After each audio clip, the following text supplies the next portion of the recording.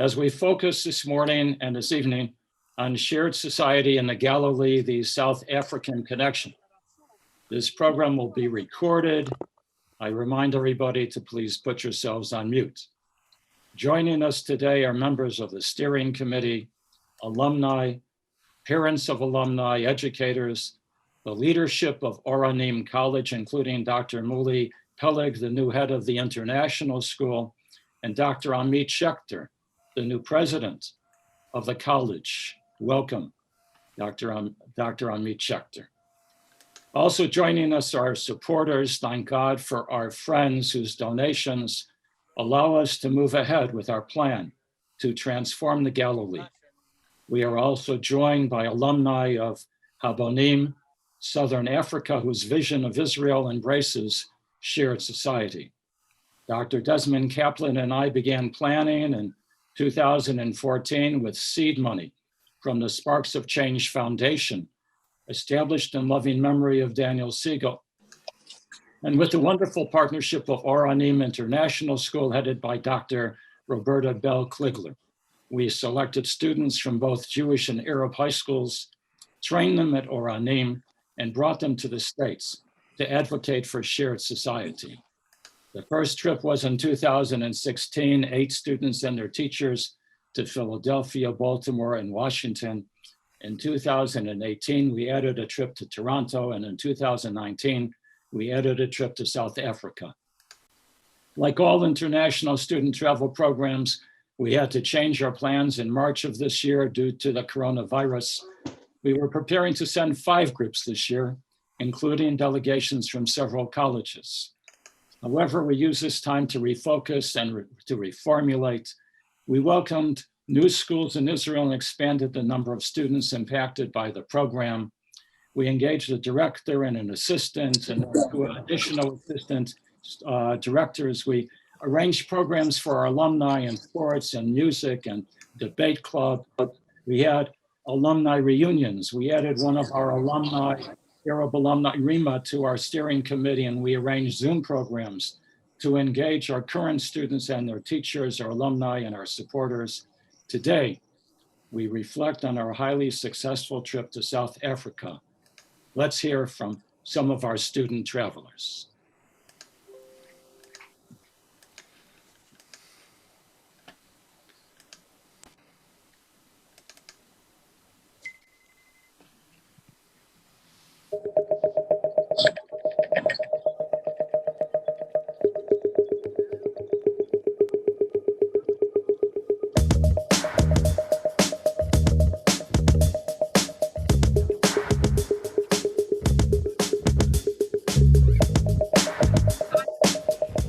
I joined this program, first of all, because I wanted to meet the people that live next to me when I really didn't even get a chance to meet them in real life, because we study in different schools, we have different friends, and I really wanted to meet them. What is my strongest memory that I have from the delegation? Well, I think every single moment is a memory and they're all unforgettable and special.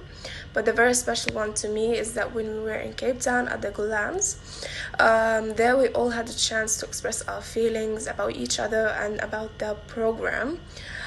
It was so emotional, and therefore, second, I just thought between me and myself, like, look at these people, they're all happy together, they're having a great time, although the different religions and nationalities. The experience with Galilee Dreamers was so life-changing experience because it changed my thoughts, my personality, my opinions, and it was for the better. And I learned that I should accept others because we are living in Israel. It has a lot of communities in it, and we should get together more and end that sort of conflict we have to be as peaceful as possible. My strongest memory that I've had from this delegation is when we stood in front of a class and we asked them to say who is Arab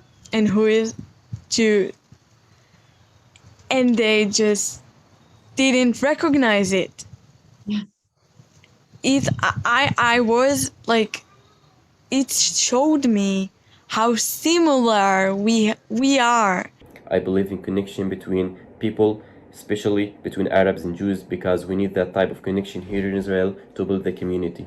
But first, to build that connection, we need to understand some things such as accepting each other's and respecting each other's. In the project itself, I accepted my friends, my Jewish friends, my Arab friends. We build a lot of connection between each other's, and now we are friends. And that's what really I'm looking for in the community, in the society, and I wish that could really happen. This program gave me the hope for the future, and it was very important to me, especially during these days, when it's very easy to be pessimistic. I enjoyed this program and it gave me an unforgettable experience for my life. The end of this program, I didn't get just a new friend, actually I get a new family.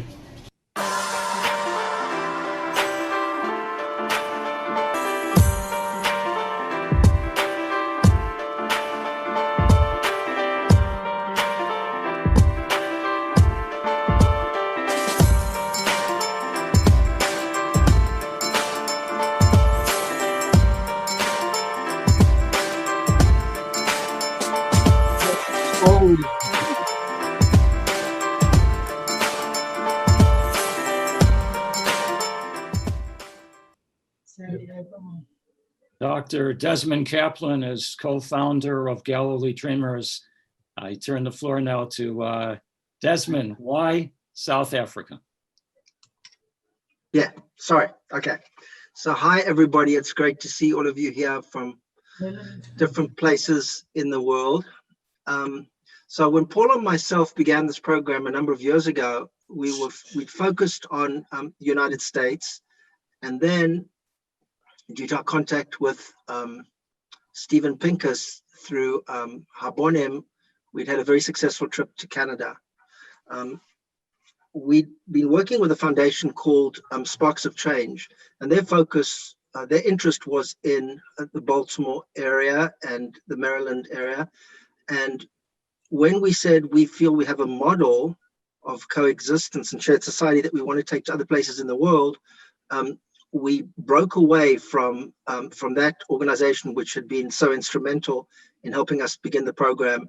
And Roberta Belklega came up with the wonderful new name of Galilee Dreamers, which really resonates with the concept of dreamers in the United States.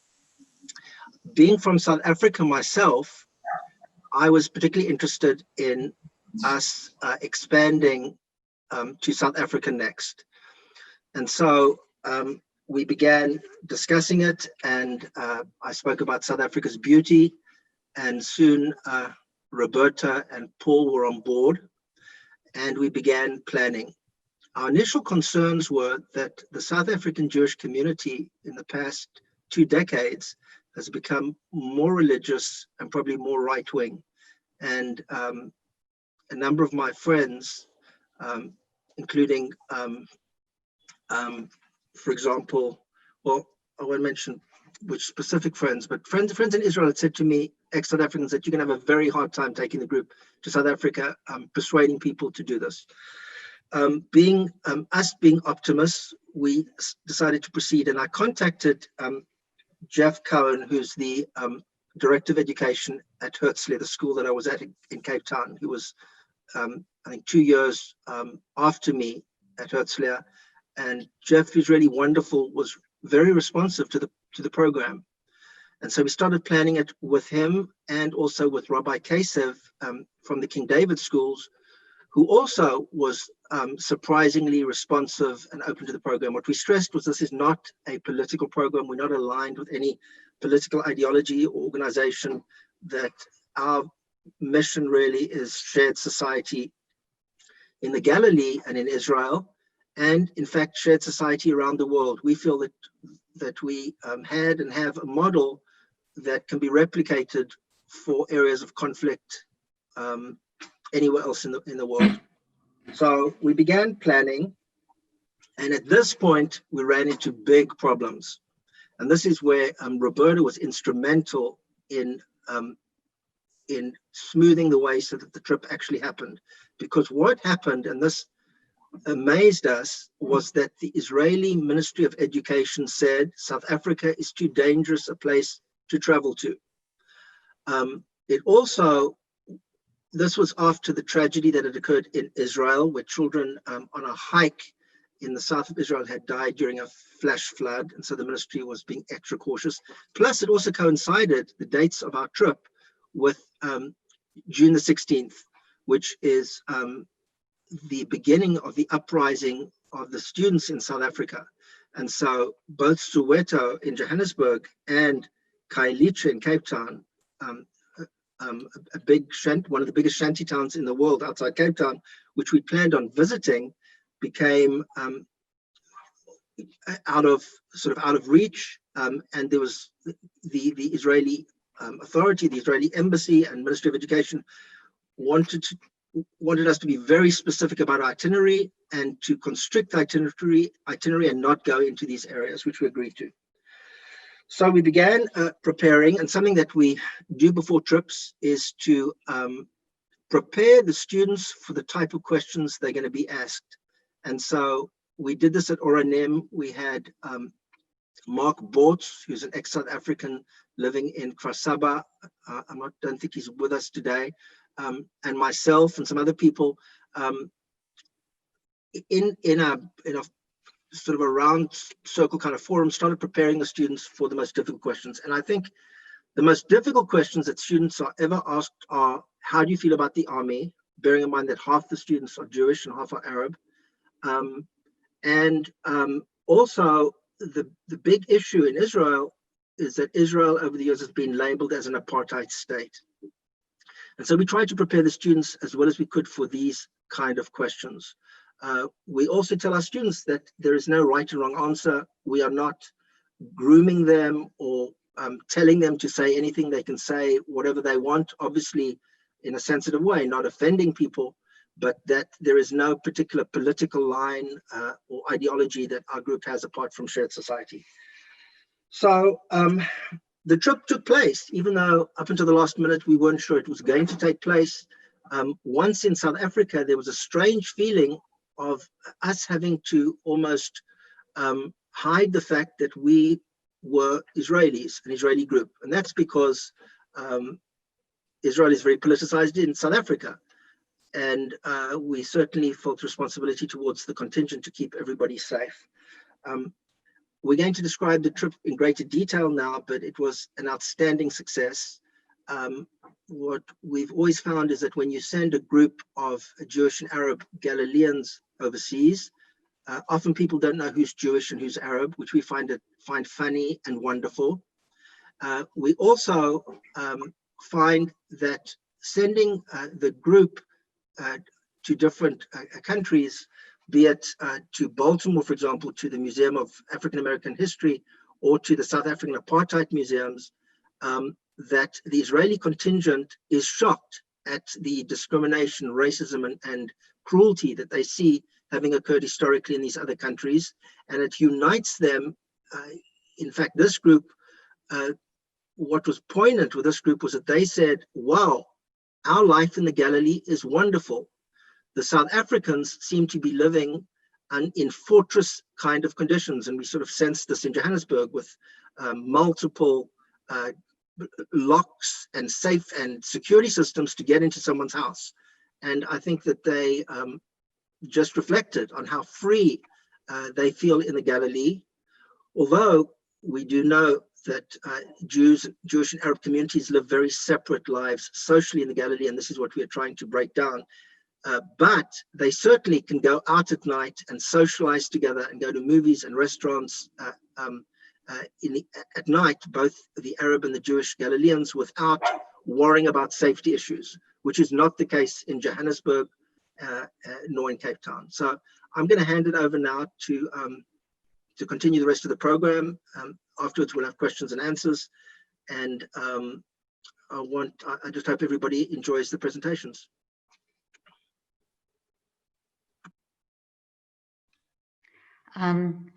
Desmond, thank you very much. I'll tell a little bit about what we actually did, how we prepared for it, what happened.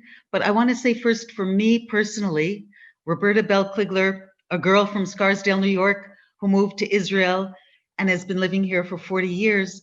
One of the best things about this program is the amazing people I meet. People in the Galilee who I wouldn't meet otherwise, people from South Africa who I wouldn't understand otherwise. People from all over the world have come together, and it's been really a privilege to get to know them. The voices of the kids, of the students, of the teens, especially who have gone, are so important. So I'll try to be brief because I really want to give the stage to them as much as possible. And I want to thank them and everybody else who joined tonight. It's really heartwarming that this is an international Zoom because it's an international program focused on doing something in the Galilee, but something that's meaningful to people all over the world. So when Dr. Desmond Kaplan came with his usual enthusiasm and pushing, and of course it has to be like this, and we've got to go to South Africa, I really didn't know what he was talking about. I couldn't figure out why it would be a good idea to go to South Africa. But as we've learned over the few years that we've been working with Desmond, you really don't say no to Desmond very easily, because if you say no the first time, he'll come back the second time and the third time and the fourth time. And in the end, you end up doing what he wanted to in the first place anyway. So we decided to give it a shot. The first step was going to the schools in Israel. And we went back to our tried and true schools. The Arab school called El Bayan Academy in Deir el-Assad, where we have a dear, dear colleague, Arafat Othman, who's been with us since the get-go. And we went to Mizgav School, again, where Evelyn Kadosh has been with us since the very first trip to Baltimore. They're wonderful colleagues. They work together. They talk together. They hang out together. And they said, of course, we'll go to South Africa. So we began the process of choosing the kids to go to South Africa. The process is not a simple one at all. There are many, many high school kids in those high schools and in any high school that we approach who want to travel, who do want to get to know the other better, and who are willing to take an adventure that they don't really know too much about. So, Dave, if you could, one of the things that we do is we ask the principals of the school to find out if any kids want to go. The first thing they have to do is submit an essay in English. And I'd like to read you very brief excerpts of two of the essays. We have one from Hagar Prince from the Misgav School. She lives in a lovely community called Ya'ad, a small community, and she was chosen eventually to go on the group. This is what she said. Coexistence can only be achieved if we treat each other as equals, when we study together or take the same bus and talk throughout the ride. Only this way can we get to know each other without prejudice and barriers. Only if we listen to each other and hear beyond our religions can we develop as a society and make a better world.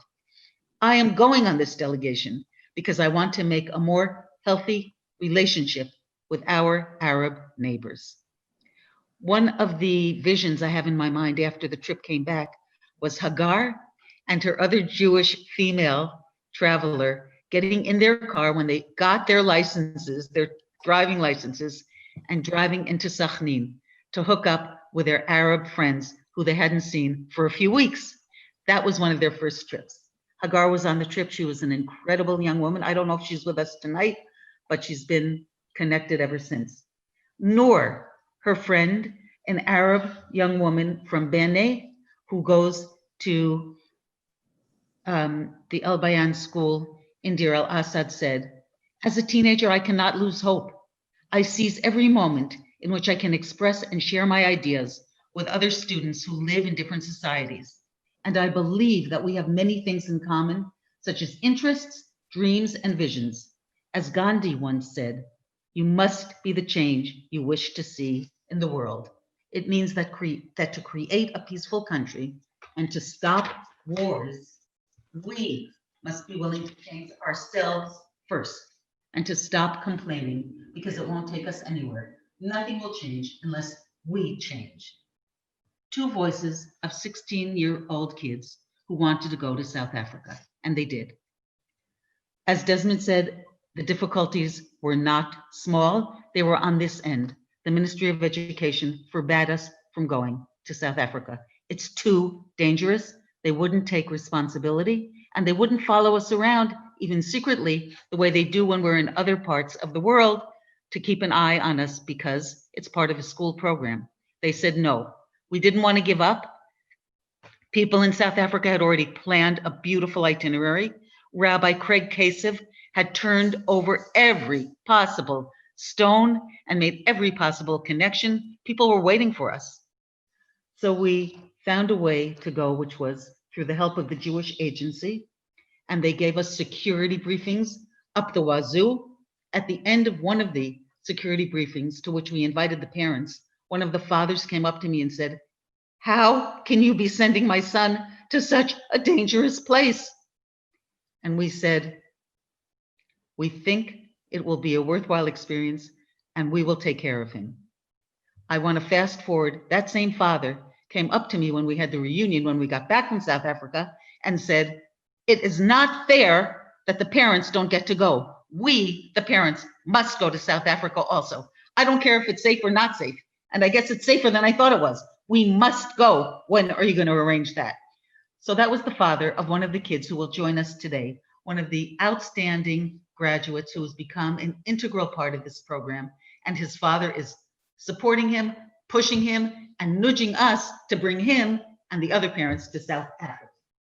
Okay. After they were accepted to the program, the kids had a very serious preparation series of meetings, Jews and Arabs together. They had to learn how to speak in English better. They had to learn how to present their opinions better. They had to learn about one another so that when the going got rough, they would be able to get over some of the difficulties that they'd had. And they had to learn about South Africa. We have with us Dr. Gail Suskin, who later will talk about what she did, but the preparation session that Gail did, preparation sessions that she did with the kids about South Africa made a huge impact on them. And so did the kids having to work together, even in difficult situations before they actually got to South Africa. So that we had about maybe 6, 7 preparation sessions, very intense. The itinerary got planned mostly by our team at Oranim College and all the people in South Africa who worked really hard to make an outstanding program. Thanks to Raymond Skolnick and other people on this Zoom, there were donors who helped us do things in South Africa that otherwise we would not have been able to do, like go to a safari, which for the kids was an outstanding experience, one they'll never forget. But essentially, we spent time with the Jewish communities. We were in Johannesburg for 2 days. We went to Cape Town. We went on the safari, and we went to Port Elizabeth. In each one of those places, the headmaster of the school and the families welcomed us with open arms.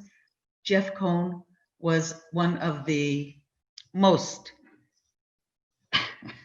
generous and loving hosts that anybody could imagine. The kids never will forget also how he got onto the field with them, played a little sports, hugged them, kissed them, supported them, listened to some of their concerns, and just opened us with arms that couldn't have been wider or more welcoming. Each one of the communities was extremely different, one from the other. But I do want to say, as Desmond hinted, that in many of the places, visiting these beautiful communities with amazing schools and wonderful conditions, our kids came back and said, "Wow, we have something really special in the Galilee, and we want to continue working together. We're committed to Israel. We're committed to making Israel a better place." Some of the teens we met in South Africa want to go to other places, want to leave the country and not make their homes in South Africa forever. We're lucky that the place that we grew up in, we see as our home, and we see that we can do something to make it better. I'm going to stop talking now, and I think it's time to invite 3 of the people from Israel who went to South Africa. One student, Hamoudi, whose real name is Mohammed Abdul Rahman, but everybody calls him Hamoudi, and that's what he is. Very Hamoud, very cute, very sweet, a lovely young man. And his teacher, Arafat Othman, who will speak also, and Evelyn Kadosh, the two teachers and a representative of the students who went to South Africa from Israel. Hamoudi. Thank you. Thank you so much. Okay. Hi, I'm Hamoudi. I'm actually Mohammed. I'm from Dar al Assad. I went to Bayan school and I was chosen to the trip to the delegation actually to South Africa. Through Oranim, I was interviewed through Oranim and I got accepted and passed and ended up going to South Africa with my Jewish and Arab colleagues. So South Africa was a wonderful experience for me because it changed my life actually. I went to Johannesburg, Cape Town, Elizabeth, as she said, and I met some wonderful people like Jeff, who I have like a personal connection with him and I miss him so much. Thank you, Jeff, for everything. He was so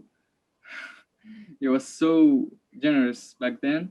And with Tom, actually, Tom Chesno, who visited me here when in Israel after the delegation, like after I think 10 months of the delegation, he stayed at my house for 2 days and it was great having him.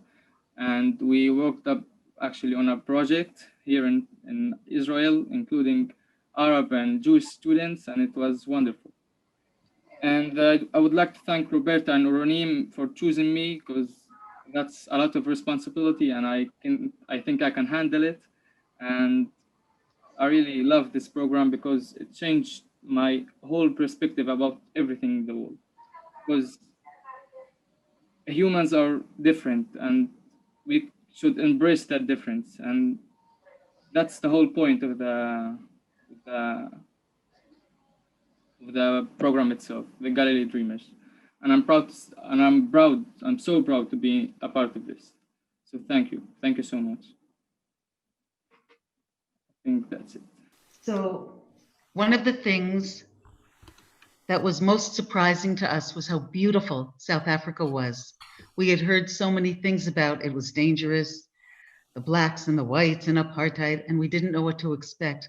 When we got there, we found a beautiful country with a very rich Jewish history and a very complex other history. We have now some pictures and a bit of background to introduce us to the country that we met. That was a pleasant surprise for everybody and left us with a lot of admiration and a lot of questions also.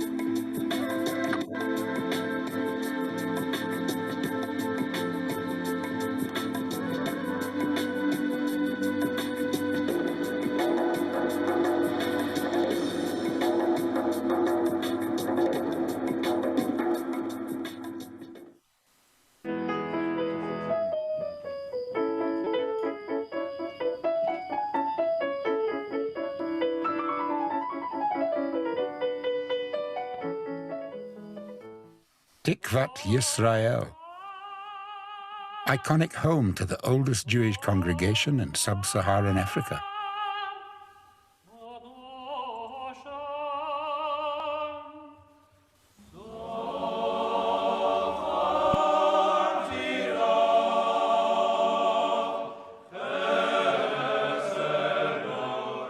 Almost 2 centuries of history, the mother congregation of South African Jewry.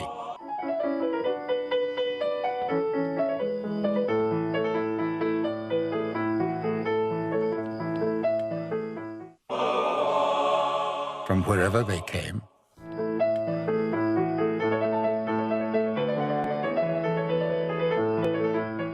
in good times and bad.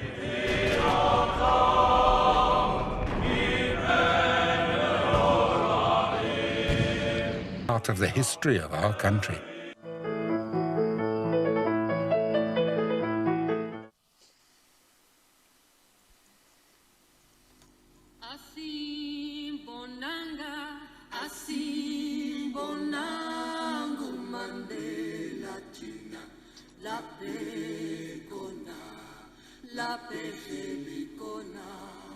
Asim bonanga, asim bonangu Mandela China, la pekona, la pekelikona.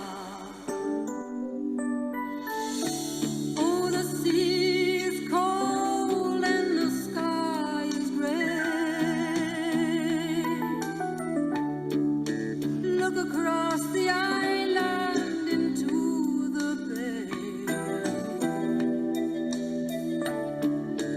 We are all islands till comes the day we cross the burning water.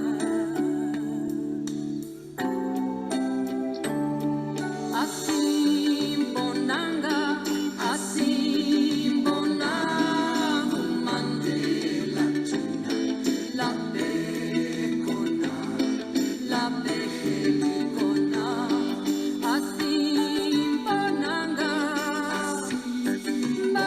bonangu Mandela China, la pekona, la pekelikona.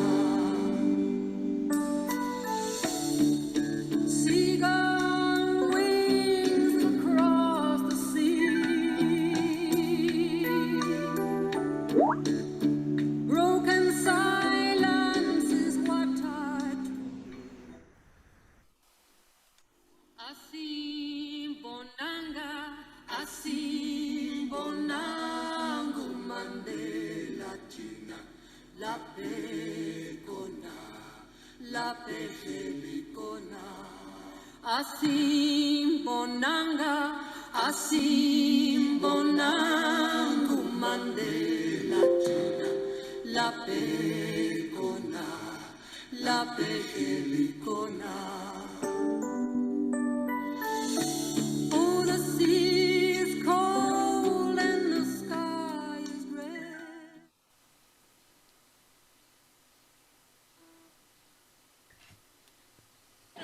I don't really have kind of both at the same time. I don't know.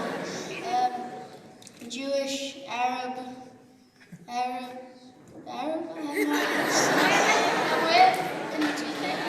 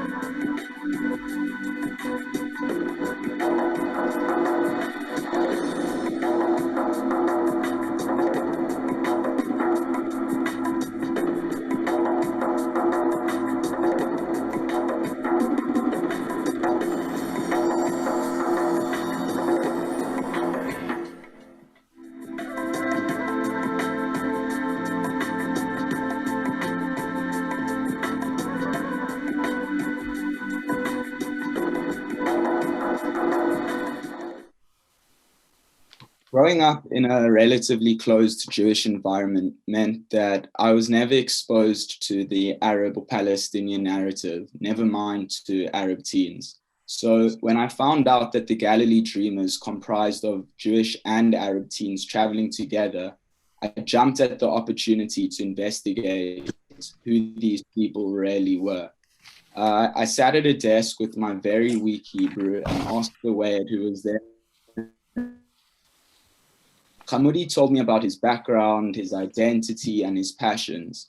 What really struck me at the time was that Khamudi called himself Palestinian. For me, this was completely unheard of. The concept of Israeli Arabs actually identifying as Palestinian. Many questions raced through my mind, and I know a lot of Jewish teens would have probably remained ignorantly conflicted. However, I looked at Khamudi and I realized that this guy is actually just like me, and that without a political divide, our conversation actually showed how much we have in common. This last July, I was lucky enough to have visited an Arab village for the first time, the beautiful village of Bene, Khamudi's home. I feel that too often Arab has been stereotyped with unsafe, but as a proud Jewish Israeli, I really wish that everyone could have had the same experience as me. I've genuinely never felt such a warm, generous welcome and really been treated like royalty.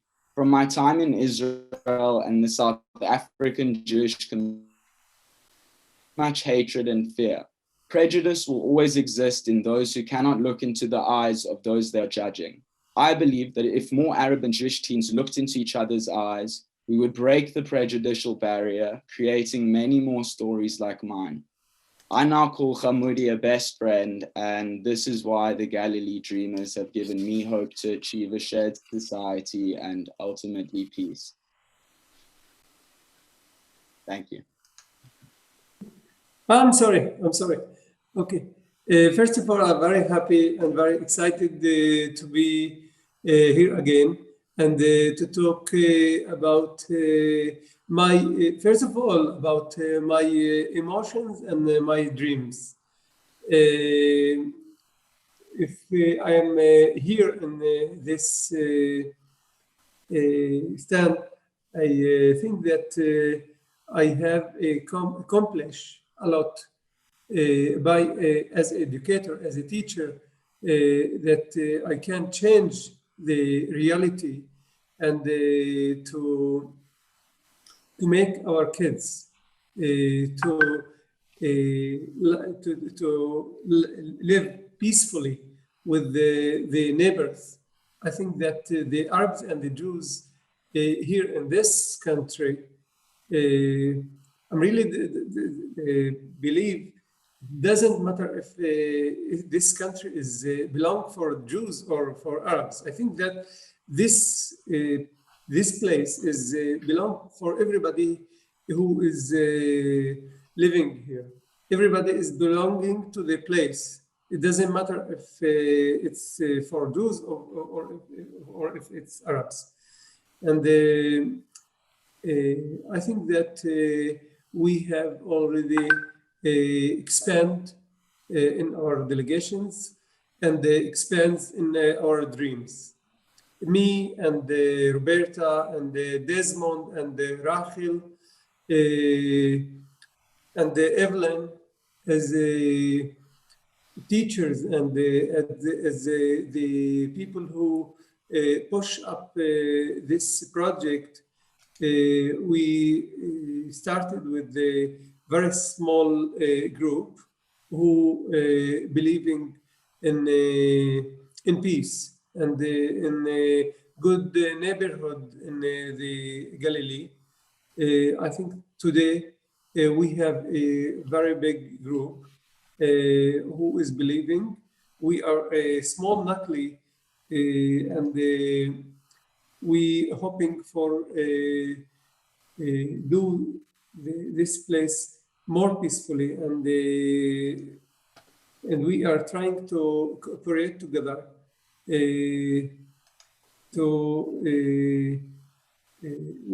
cooperate together socially and by sciences and by environment to do more. When I saw this short film that you show right now, it's make me very happy, even though I have a very special, sad situation in the last weeks, but it's did a lot for me. That's all. That's all. And I want to thank everybody here. Thank you so much.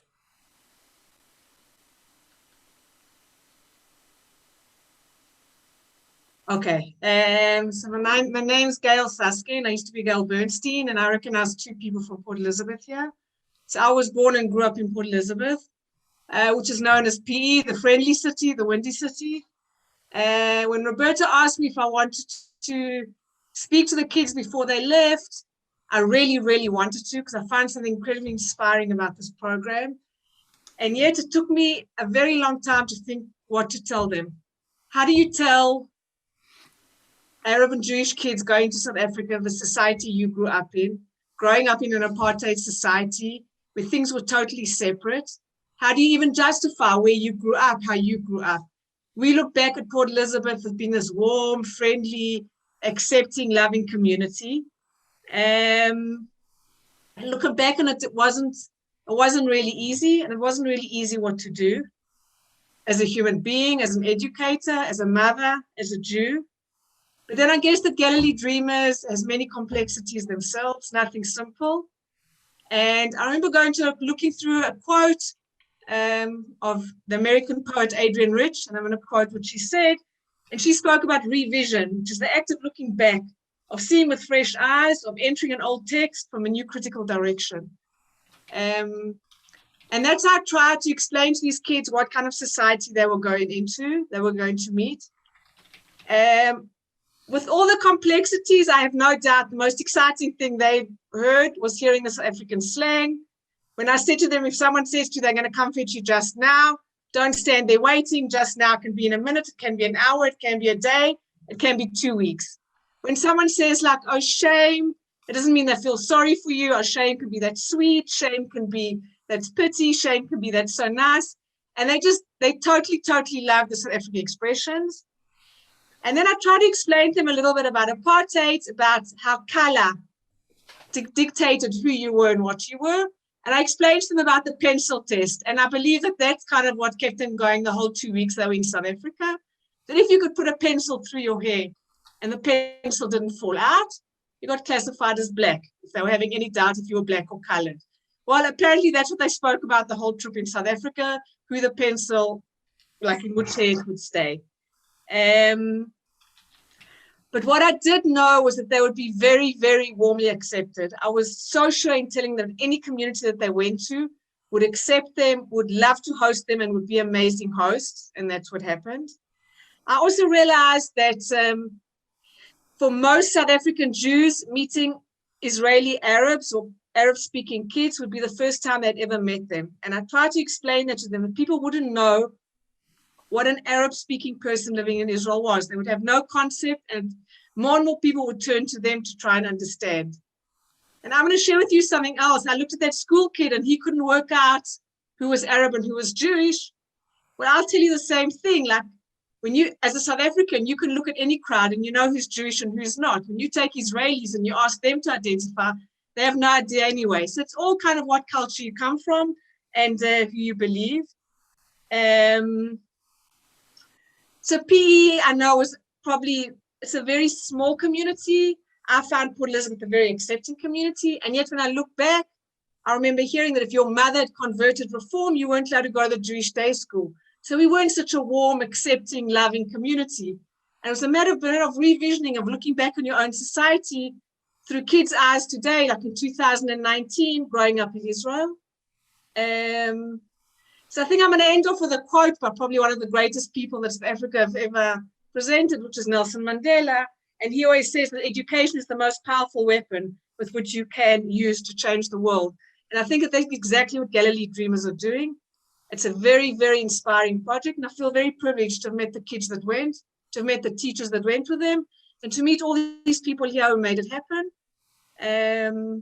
So that's it. I'm going to introduce, I'll just tell you, so I run the Creative Arts Department and Early Childhood Department in Israel. And I'm very happy to present Dr. Rachel Ravitch. She's a senior lecturer in the Early Childhood Education Department, and Dr. Muli Peleg, who's the director of the International School. And it was really fun to see all names and people that I once knew and once heard of who came from sunny South Africa. Over to you, Rachel, Muli. Okay, thank you, Gail. I'm so thrilled that you integrated a poem and a quote. I need to ask you the origins of that, so we'll talk later. But first of all, I need to say that I am the new director of the Galilee Dreamers, and I've started as a volunteer in the program, and now that I fully work for the program, I realize the strength and the power that this program has on the kids that are involved in it. I just want to say that for me, you know, the friendship that has been built between Hamoudi and Tom is the greatest accomplishment for me. And, you know, these two kids last summer have organized a soccer match, which highlighted the role of women in sports. And just during the Corona time, we all stepped in to help execute this wonderful soccer match, and it was just lovely. And going on, so for me, Hamoudi and Tom, you are my heroes. And Tom suggested that we stay in touch, and we will stay in touch. I just wrote short text. So, dear friends of the Galilee Dreamers, when the project had first begun, we hadn't realized the extent to which it responds to the needs of the diverse communities in the Galilee as well as abroad. In a time where democracy is at risk and there is a vivid need to create a better and more just society, both locally and globally, the Galilee Dreamers as a youth and a community program seeks to highlight the role of young leadership as a social cultural agents of social and political reform. The program is growing and includes now 6 different high schools with diverse cultural backgrounds. When I began my journey in the program, I looked up with admiration at the founders of the program, Dr. Rabbi Paul Schneider, that was Desmond Kaplan, and Dr. Roberta Bell Kliegler. Their commitment to the idea of shared society, a just society based on ethics of caring and dignity, has empowered me. Now being the director of the program under the Future and the Dream Center for Dialogue at Oranim International School, led by Dr. Muli Peleg, the incoming director of Oranim International School, an expert himself in peace education, the program seeks to address not only selected teenagers, but the whole school community and also college students who have chosen to be the educational leaders of the future. These college students get the opportunity to practice and promote in real time peace education. Although we face the challenge of not being able to travel abroad, we have found new ways of reaching out to different communities across the globe through initiating virtual students exchange meetings with schools in the Baltimore area. And we are also recruiting 10th grade high school students, as well as beginning to design a shared course on peace education with University of Cincinnati. I just want to add and just say it simply, I feel blessed to be part of the Galilee Dreamers family. I just want to introduce Dr. Muli Peleg, who is, in my vision, the role model for creating a peaceful environment. Thank you, Rachel. I really appreciate this. Following Roberta's footsteps as the new director of the Oranim International, I vouched to continue and have the international school at Oranim as the launching pad for the Galilee Dreamers program and spearhead his valiant initiatives, especially in our symbolic location in the Galilee, as a long historical tradition and legacy of tolerance and reaching out for the other. Now, you know, profound changes, long-standing changes are gradual. They are cautious, they are patient, and mainly they are bottom-up processes, baby step processes that gradually institute changes on the ground, reflecting the genuine necessity of the protagonists and the stakeholders, and they emerge from the reality of life and not from political interest or expediencies. And this is, I believe, what Galilee Dreamers represents. Shared society is a great, formidable, but rather a daunting mission and vision. And I think that the most appropriate to carry the burden of shared society are the youth in their formative years. They haven't been corrupted yet by the ongoing harsh reality on the ground. So therefore, the focus on youth in the Galilee Dreamers movement, I think, is the most apt one and the most appropriate one to carry the torch of such an amazing change. And lastly, I think there is a very, very imperative dimension to Galilee Dreamers. Reconciliation and rapprochement between Israeli Jews and Arabs is the first necessary step, as I see it, towards the greater reconciliation between Israelis and Palestinians in the region.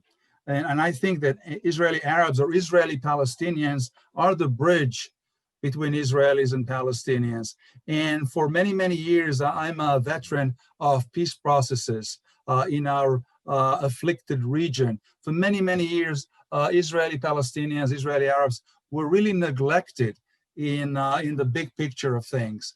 And I think Galilee Dreamers is making amends for this by bringing Israelis, Israeli Arabs and Jews together as really the basis for enlarging the cycle, like ripples in the pond, and later bringing in Palestinians from the West Bank and from Gaza in order to have a better future for the greater region here. So I am proud and pleased to be a major part as the representatives here with Rachel and continuing Roberta's amazing beginning and really embarking on this effort and continue the boat sailing to new horizons. Thank you all.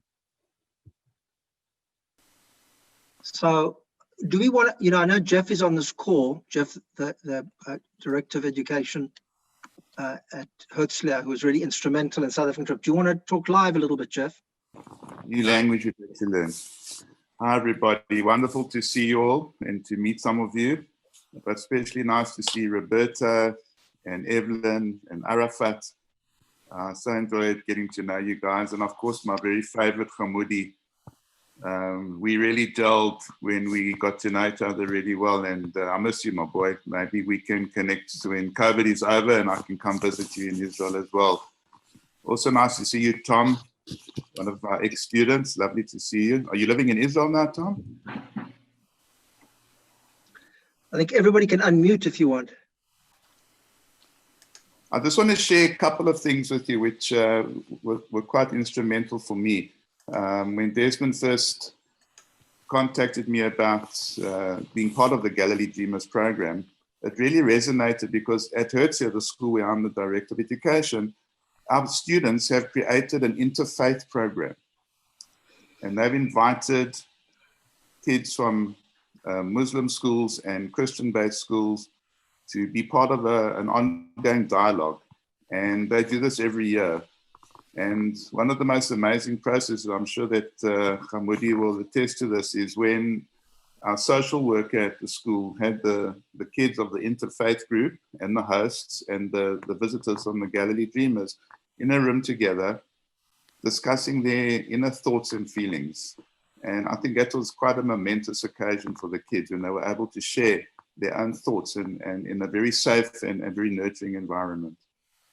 And the second really amazing event was at the very end of the program when we all got together to have a barbecue at one of the hosts' houses. I don't think any of us were prepared to speak, but they asked me if I'd say a few words, and I actually went around the room and I asked every single one of the students, as well as the parents who were hosting, to share their feelings about this program. And it was an amazing event, lots of tears, lots of emotion. And I think that kind of resonated with me as a program that I wanted to be connected with. So the last thing I really want to add is let's keep this going. We are so looking forward to having the Galilee Dreamers trip come to Cape Town again next year. Please God, the borders open and COVID disappears and we can get back to normal.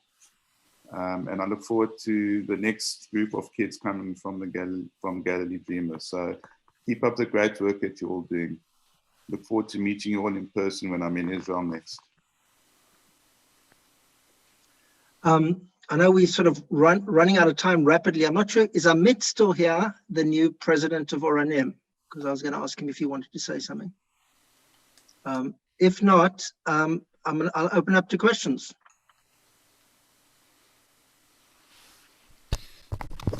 You can unmute yourselves.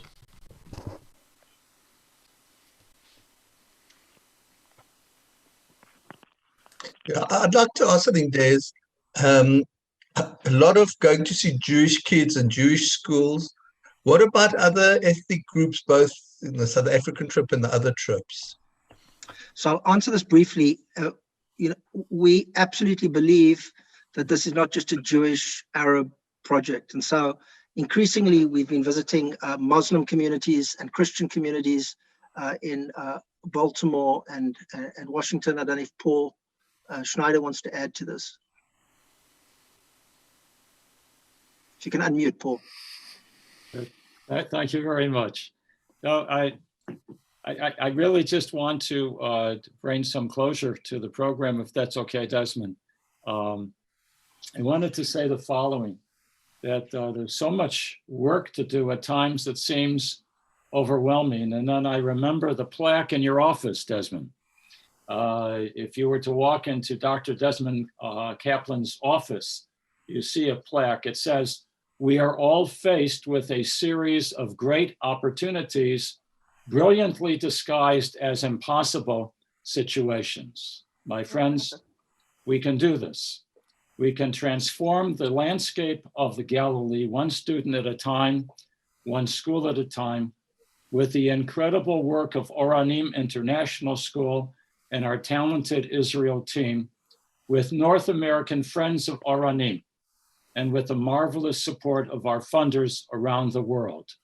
Toda Rabbah for your commitment to a better tomorrow for all of Israel's citizens. So thank you, everybody. Toda Rabbah. Thank you very much.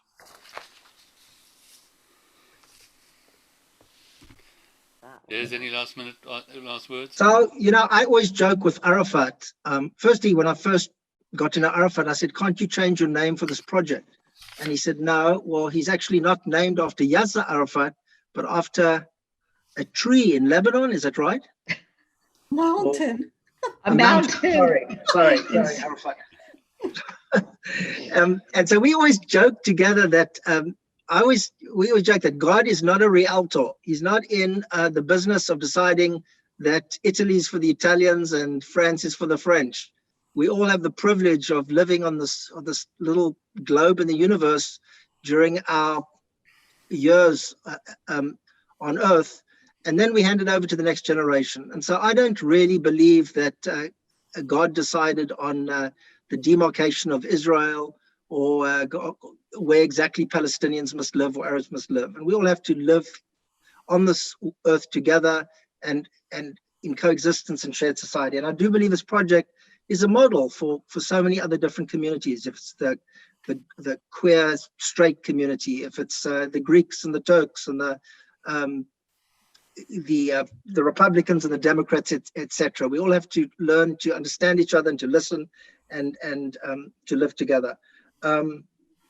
Israel leads in so many areas, in so many fields. If it's in the diamond industry, if it's irrigation, if it's cybersecurity, if it's in dance, in modern dance, etc., etc. And my dream is that Israel would lead also in developing models of shared society. Our relationship with Oranim has been instrumental, and I want to pay tribute again to Roberta. Paul and myself could have been as peace-loving as possible, but without our partnership with Roberta, this project would never have developed further than Baltimore. So I want to thank everybody for participating. So many of you have been important. I know that Janine Fryer is on this call. She helped us set up things with Port Elizabeth and was being very, very generous in helping us fund the project. We've got Janina, my good friend in Israel, who put me on to Roberta right at the beginning and has been very supportive since then.